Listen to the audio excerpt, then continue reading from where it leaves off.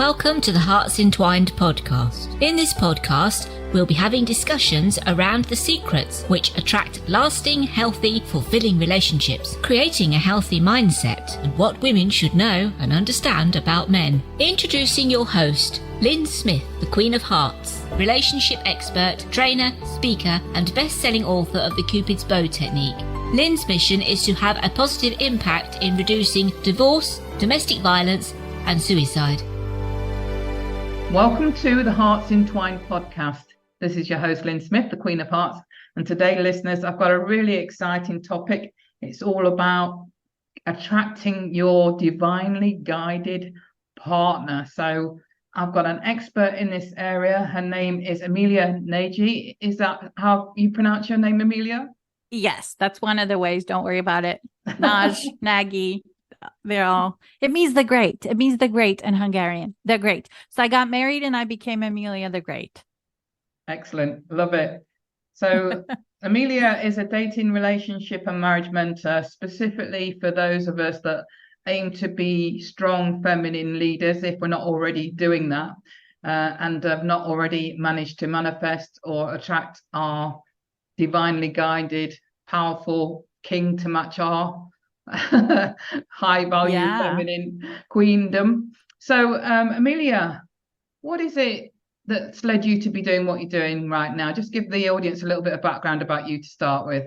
Well, hi everyone. So what led me to here is kind of an accident. I didn't as a young girl, I didn't play with dolls and think one day I'm going to teach sacred partnership and sacred union.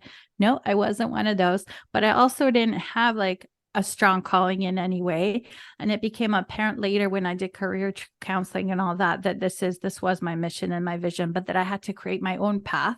So what brought me here was the searching for my path, but also the happenstance of events in my life, which started with my, of course, family of origin, like all of us do. And, it might sound a little bit dramatic, but I really didn't enjoy being a daughter. I had a really hard time being a daughter. Okay, let's start there. And I had a really hard time feeling loved. I had a really hard time understanding how to have healthy, fulfilling relationships. My parents didn't obviously either have those skills. And then when I went into the world and started creating my own relationships, they were all just drama. So I always say I'm only a master because I was such a disaster. It was just drama, attracting effeminate men, attracting narcissistic men, attracting unhealthy men, not masculine men. And I just got stubborn because I did not want to repeat what I saw my parents, what was their marriage, what their marriage was like, which was, for me, a lot of times it felt like growing up in a war zone. And so I was like, I'm not doing that.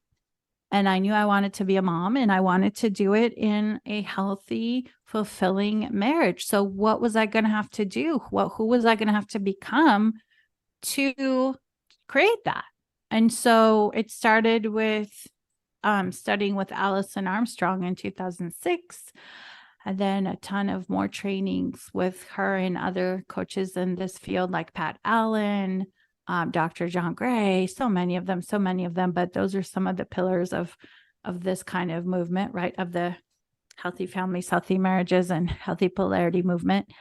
So that's kind of like a little bit about me in a nutshell. And what led me here was that I had so much trouble, and I realized, every other woman was having trouble too. So why was that? And maybe we'll tap into some of that on our chat today with you, Lyn. So thank you so much for having me. No, that's more than my pleasure, and the pleasure for our audience, and I'm very excited for them to hear what you've got to say on the subject. For me, I feel that a lot of the, I suppose, toxic relationships that we're experiencing today stem from the feminist movement, and a lot of the feminists that I've met, I'm not stereotyping them all, are the most masculine women I've ever met. Right. That movement was built on the back of wanting equality, and I do obviously wholly support equality for women, but equality doesn't mean being the same as men, does it? No, it doesn't. And what's gotten lost and how the baby got thrown out with the bathwater is that we threw out priceless. We never had to be equal, you see, because we were priceless. Absolutely. We never had to fight to be equal because we were priceless. We were absolutely priceless. And that is something that, and I do have to speak about this because we talk about a divinely led union, which is, I make no mistake, it's a rebellious act. It isn't a counterculture act. Okay. There's definitely powers that be that don't want you in sacred union. You are very powerful. You are synergized in sacred union, which I think why I became Emilia the Great, because not that I wasn't great before that, but I'll tell you, I'm 1,000 times cooler now than I was when I was single, because of my husband. And I think he would say the same. I don't know why, because I'm completely insane sometimes, but he says that too, He says I'm his dream. He's my dream, that's for sure. But I can tell for sure that there's a lot of agendas at play to weaponize men and women against each other in adversarial positions so that they don't reach that connection of complements. And so when I say we don't have to be equal because we were priceless, it's because we were a priceless complement. We never had to be equal because we were a priceless complement. Okay. And that's what was taken away from us by the feminist movement, because we ended up fighting for equality, but we had more than equality before that started. Now, is it great that we get to work now? Is it great that we can go and create, like I have my coaching business because I can, probably 60, 70 years ago, I couldn't have done what I created and many women with me. Yes, that's all beautiful. So of course I'm not dogging on that. But I did hear recently, and it hit me in the heart, that, once you had the women coming into the workforce, now you could tax double the number of people, right? And now you could influence in the consumerist ideologies the children that were left to public kindergartens, right? So this is not an accident, you all. Okay, this feminist movement is a weaponization in a lot of ways. And yes, there were good things about it, but as far as I've done my research, it was created by the Rockefellers. And I'm just going to say it. I'm just going to say it. I'm not going to hide about this stuff. For a long time, I've been feeling like this isn't things I should talk about, but it's time. Absolutely. Humanity is waking up. And so we're having a much bigger conversation here than how do you meet your guy? Absolutely. And, I just want to reinforce this. It's not that anyone's against, obviously, women being empowered in terms of wanting to get equal pay and have equal opportunities, which is what obviously the feminist movement was sold as. But along the way, it became also a movement for women becoming more masculine, and obviously then not attracting the great masculine healthy males that they want in their relationships, because they were the ones wearing the trousers, weren't they? Yeah. And a masculine man doesn't want a duel. He's not looking for a drinking buddy. He's looking for a feminine partner. That's the words they use. They use feminine partner. They use the word partner. They don't always use the word feminine. That's just kind of an obvious to them. Yes. They don't feel like they need to state that, but they do use the word partner. Healthy masculine men do. Absolutely. Yeah. And quite often if they meet a woman that's, strong and independent, it's not that the strength and independence is what puts them off. It's if that woman's in masculine energy, and then they quite often don't realize, because we're not parented and educated around this stuff, are we? That they're picking up on that masculine energy, so it feels there's another male in the room with them, and that's why there can be conflict in those sorts of relationships, can't there? Absolutely, because then the energy is not flowing. And, with sacred union, I always talk about the divine energy flow that is divine. It's been designed by divine design, just like we have creative power and we can create with our mind, with our physical senses, with our actions that we take. We're creators, right? There's things that are by divine design, and there's an energy flow to a sacred union where the masculine, it's natural and it feels nourishing and empowering and good to him to generate energy for the woman, for his family, for the world, for the elderly, right? Healthy masculine men, they want to generate and be a contribution. And so for then the woman to receive that from him, appreciate it, acknowledge it, and then reciprocate. And, that creates that sacred energy flow. It's an infinite flow of sacred energy because she's nourished by the receiving. He's nourished by the generating. She's nourished by the receiving and reciprocating. He's invited in by the reciprocating to generate more. And that's sacred. And that sacred bond, that sacred energy flow, when that energy is flowing, you can't break that couple apart. No, I totally on board with what you're saying and totally aligned with what you do and what you teach. And I suppose the other aspect of being in masculine energy, and I'm not saying it's wrong to be in masculine energy, because we can all embody all the energies, whether it's healthy or unhealthy, regardless of our gender, can't we? But another example would be that sometimes as strong women that don't necessarily know they're in masculine energy can attract feminine guys because they're embodying that masculine energy already, and they wonder why they're not attracted to those men. And that was my very first boyfriend, and I loved him. He was a tarot card reader, bless his heart. What a feminine man, wonderful man. But I was so resentful. I knew he wouldn't have my back if we had kids. He barely could get a job delivering Chinese food. So I was never safe. I could never be safe. But you see, it was such an oxymoron because I was in my masculine. And I had to become masculine to survive the difficulties of immigration in my family of origin, just like many women in the world do today, right? And so I was in my masculine warrior. I had my armor on and I attracted this effeminate man. And he was great until I decided I wanted to be the woman in the relationship. And then it didn't go so well.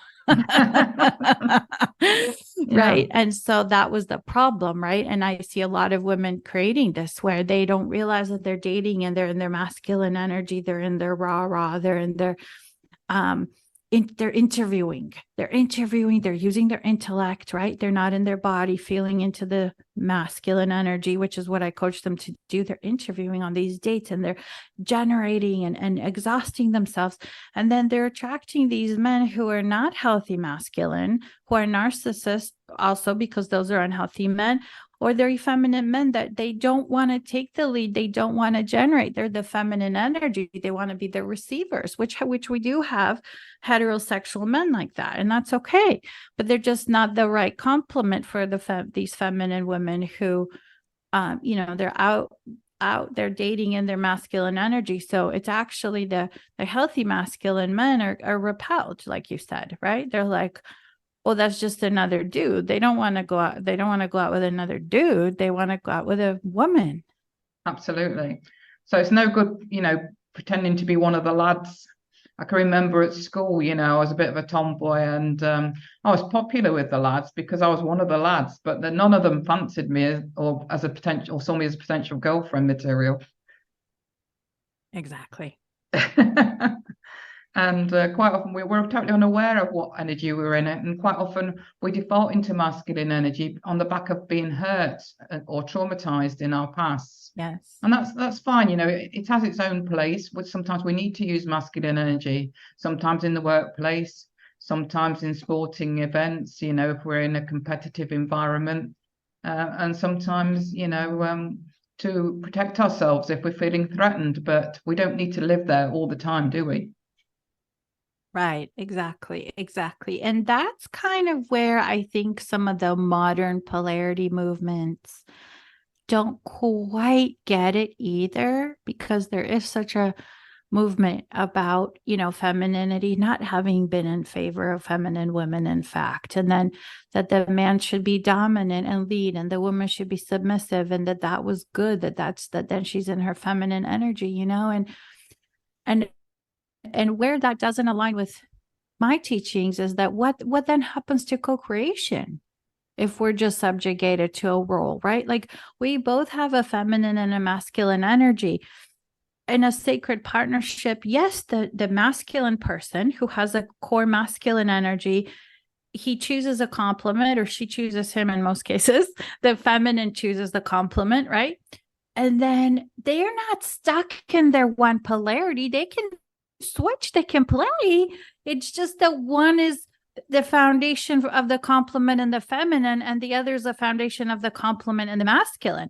Now I'm seeing some of these teachings out there on polarity, kind of like, I don't know, I kind of feel like it almost demonizes a woman being in her masculine, and it's not the case. Masculine energy is fun.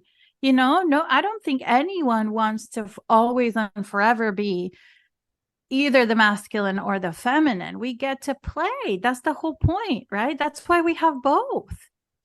And I think one of the sad things, I totally agree with what you've just said, but one of the sad things that I think has recently come about on the back of, again, wanting to be politically correct, I suppose, is that we're being educated more to be gender neutral, so neither strongly masculine nor strongly feminine, and therefore there isn't any polarization, therefore no really strong passion or attraction, and relationships are just flatlining. Exactly. And I think that was the moment of empowerment for me when I realized that, no, I'm not a masculine being. I have masculine traits. Of course I do. So do all women. And I like to use them when I can. I want to be allowed to use them to create my life. I don't want to just be told that if I'm a feminine being, I have to stay on the feminine side of things at all times. I love what Dr. Pat Allen teaches about this in dating. She teaches that in the beginning, in the first 3 months of any dating situation, you do kind of want to hang out in one polarity more than the other, because you want to create a secure attachment with the complement. But after you've created that, and that you've attracted your complement in terms of polarity, right? Then you can flow, you can negotiate. And right now, my husband is the primary parent. I'm the one that does more work stuff, because we're in Hungary and he speaks Hungarian and I don't. So he has to be the one that does school and doctor appointments and things like that, And so it's like, I wouldn't want to be in a relationship where things are so stuck that we can't be creators and co-create together. I 100% agree. And I think, when you are a good match in terms of the polarity that you're exuding, usually the woman that is exuding the strong feminine, the man is the one that's exuding the strong masculine. But like you say, that's not always the case. It can be switched. Then that's a great recipe, especially on the back of fantastic sexual energy, for creating lots of great things into your lives. Yes, absolutely. And it just makes me think about a client of mine that gave me an example where, and where she grew up in her culture, the man was expected to provide. So her dad did. And the woman was expected to cook and clean the house and do the things, and her mom did that. But anytime she would go in the kitchen to cook, it wasn't a feminine thing. She didn't enjoy it. She would hit the pots and pans and make so much noise and rush around and huff and puff and scream for help. And she hated it. And so it's what's the point then? If the point, it's not like you should do it because it's a feminine thing to do. It's we need to co-create together. And what if that masculine man, and in that case, would have loved to be a cook and create a healthy meal for his family? I mean, we don't know, right? And that's why these polarity polarizations, or, I don't think they're the answer either. I think the answer is under aligning with our own core polarity. I think every being has a core polarity. Like nobody's 50-50. I don't think so. No, I think you strongly know what your natural core energy is. Usually it's the same as your sex, but not always the case. Right. Especially exactly. like in opposite sex relationships, it's usually the case, but not in same sex, for example. Right. Exactly. And so then, if we distort all of that, then we not only distort the health and the energy flow in our relationships, we also distort our connection to the divine. Because actually feminine beings have a different way of seeking and connecting with the divine than masculine beings, because the energy is different. Feminine beings surrender. They they allow the divine to penetrate. And I know this because for years I banged on heaven's door and it never worked because I'm not a masculine being. I couldn't penetrate.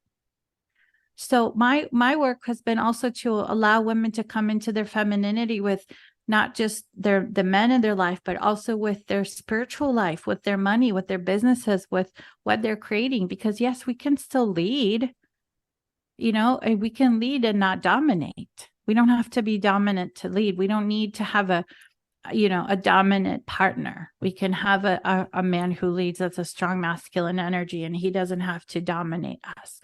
And I mean, it's not for everyone, maybe some people do want that traditional polarity, and that's good for them. I just don't think feminine leaders are in that place. I think they're needing a different narrative because they are creators. They're on a mission and they need support. And that automatically creates a masculine feminine dichotomy in a way. Right. And so what? And so does that mean they're masculine then? No. Does that mean then, but it gets mistaken because they go and date and then they feel unmet. And it's because they don't know about the masculine energy and what that is. Right. And so there's just so much here. There's so much here that's being obscured from us. The same reason why we don't get financial education at school, right? The same reasons why we don't get real health education at school. No one taught us this. No one taught us how to have healthy relationships. We have to go learn it on our own. Why do we? I ask these questions.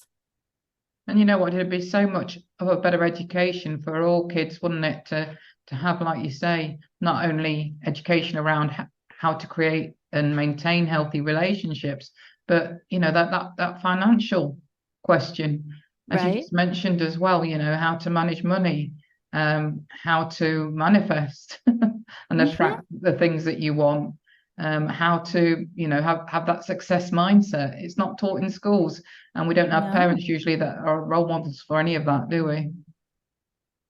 Yep. And so that brings us back to the feminist movement, and where did that come from, and where's all the other systems coming from, and why are they the way they are? And I encourage everyone to go down that rabbit hole and really do some research, because I don't think you can be free without it. I don't think you can create the relationship of your dreams without it. You don't have to be a conspiracy theorist, but you do have to be a little bit of a rebel against the norms. So what would you give as some great advice and tips for any woman that's listening right now that recognizes that she might, be aware now that she's defaulting a lot into masculine energy, and whether that's healthy or unhealthy, but obviously not creating or attracting the man that she wants in her life? What tips would you offer? I mean, I will just share what I did that finally worked. And then what I coach my clients to do. And that is, like Pat Allen wrote in her book, Dr. Pat Allen, who did a lot of work with this, just when you're dating, date in your feminine. And what does that look like? It's different for many women, but I do give one tip when women go dating, as I say, get into your feminine an hour before the date. Like, you might be an entrepreneur, you might be, checking things off your list all day, doing all your meetings, but please don't show up on your date in a rush. Like, please don't show up on your date with that energy of like, I'm getting shit done. Because then you're going to interview and you're going to repel this person if he's a masculine man. And then by the way, we should give them a link to my Right Guy checklist so they can know how to filter for masculine energy when they're dating. But basically, if you're with a masculine man, it's not going to be attractive. It's just not. And if you're with a feminine man, he's going to be really attracted to that, but you're going to be like, wah, wah, wah. Right. Exactly. So get into your feminine an hour before the date. Take a bath, read a book, cuddle with your cat, write in your journal, dance naked. That's what I used to do.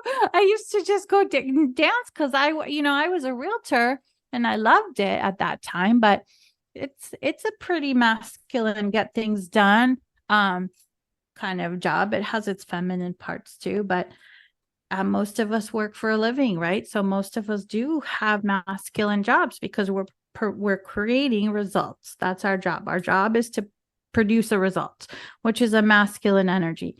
So please get out of that mode before your date and put yourself back into your body and whatever that looks like for you as your feminine. Your feminine might be brainy, so read a book, or your feminine might be physical, so dance, go walk barefoot in the grass, right?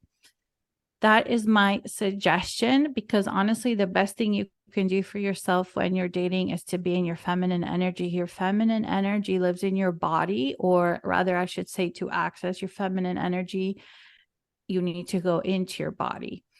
And so when you're in your body and you're on a date, you have so much more information. You can sense about this man. You can listen about to the energy that he's exuding. Do you feel safe around him? How does he breathe? I mean, those subtleties, that's why I say to my clients, you learn everything you need to know about a man, like maximum 3 dates, maximum. It doesn't even usually take that long. If you're dating in your feminine, if you're showing up in your body and not in your intellect. Because if you're showing up in your intellect, you are going to miss a lot of things that you need to have in place to be satisfied and happy in your partnership as a woman. Number one, you need to feel safe. I didn't say think safe. I didn't say you need to think you're safe. You need to feel safe. And you'll never feel safe if you date with your intellect. I agree. You'll never know if you're safe. It's all about, like you say, feeling and being guided by your intuition and not going into your head and thinking too much, but relying on that gut intuition. Exactly. So, Emilia, you do fascinating work. What is your best contact information for those audience members that would like to connect with you? It's my website, emilianagi.com. Excellent.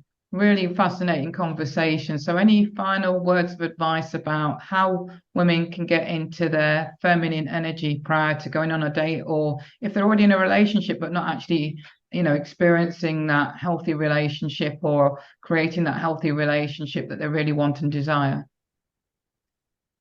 Well, femininity takes relaxation. So anything that gives you relaxation, that gives you peace, that gives a soothing sense and a grounding sense to your nervous system, any of those things will be good for your feminine energy. So that might be going into a hot tub. That might be getting a mani-pedi. That might be listening to music and just closing your eyes for 15 minutes. But anything like that. And then as far as final parting words, I do want to say that we are the answered prayers of our ancestors. And I really feel so strongly about this because our mothers, our grandmothers, right? Like the women that came before us, they could not do this work, right? It was patriarchy rule for many, many, many years. And of course, I don't believe history is exactly like what I learned in school. It's a little bit different than what it is, but either way, we had a lot of that. And so I think now is really the first chance in a long, long, long time that divine union is really possible. Like I feel the codes are coming in atmospherically now as we move out of the age of Pisces. We're moving into the golden age, and that will be created not by men, not by the women of North America, like the Dalai Lama said, which is again fueling that whole rah, rah, rah, women, women, women. No, it is going to be created by men and women and divine union and sacred partnership and union. So those are my parting words. As if you have whatever draws you to this work, just know that it is so worth it. It is so worth it because it is time. Absolutely. And we're going to change the world by attracting, our, like you say, our complementary, powerful, divine counterparts, aren't we? And changing the world by being that powerful divine couple. Exactly. So thank you very much, Emilia. That's been a fascinating conversation. I've really enjoyed it. And I've really, really been inspired by what you've had to say. My pleasure, Lyn. Thank you so much for having me. And it's been such a joy to share this with you and the audience. And I look forward to joining you again sometime. Be my pleasure. So on that note, it just leaves me to say that true love starts with opening our hearts. And until next time, goodbye for now. Thanks for listening to the Hearts Entwined podcast. You can follow Lyn via the Facebook group Two Hearts Entwined, or search Lyn Smith, inspirational speaker, at LinkedIn, or email lyn@hearts-entwined.com. That's LYN@hearts-entwined.com. Remember, true love starts with opening our hearts.